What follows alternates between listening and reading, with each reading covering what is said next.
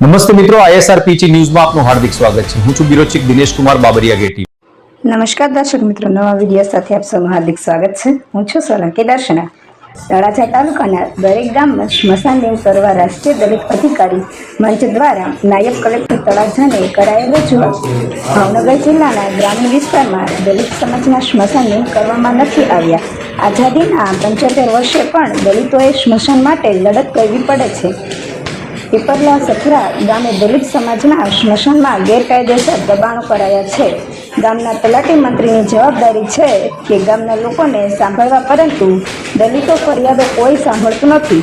તળાજા તાલુકાના દલિત વસ્તી ધરાવતા ગામમાં દલિત સમાજના સ્મશાન દિન કરવામાં આવે છે અને સ્મશાન થયેલ ગેરકાયદેસર દબાણો દૂર કરવામાં આવે। રાષ્ટ્રીય દલિત અધિકારી મંચ દ્વારા આજે નાયબ કલેક્ટર તળાજાને આવેદનપત્ર આપી રજૂઆત કરાઈ હતી। આ રજૂઆતમાં રાષ્ટ્રીય દલિત અધિકારી મંચના માવજીભાઈ સરવૈયા, હર્ષદભાઈ બાંભણિયા, દીપેશભાઈ બોરીચા, ખંડેરા ગામના અજયભાઈ સરવૈયા, પીપરલા ગામના હિંમતભાઈ ગલચર સહિતના આગેવાનો હાજર રહ્યા હતા। અહેવાલ માવજીભાઈ સરવૈયા સાથે રિપોર્ટર જીતેન્દ્ર સોલંકી સિહોર।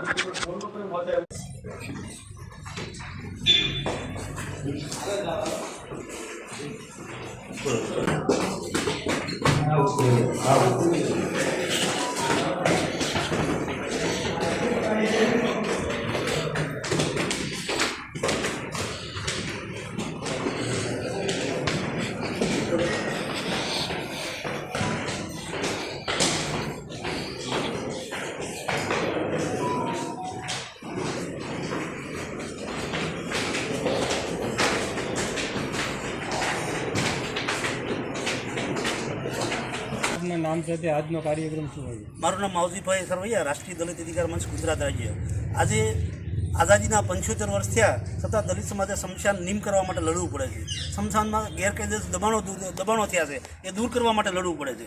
પીપલા ગામમાં ગેરકાયદેસર માટીનું ખનન થાય છે, સ્મશાનમાંથી માટી ઉપાડી લીધી અને ગેરકાયદે દબાણ થાય છે।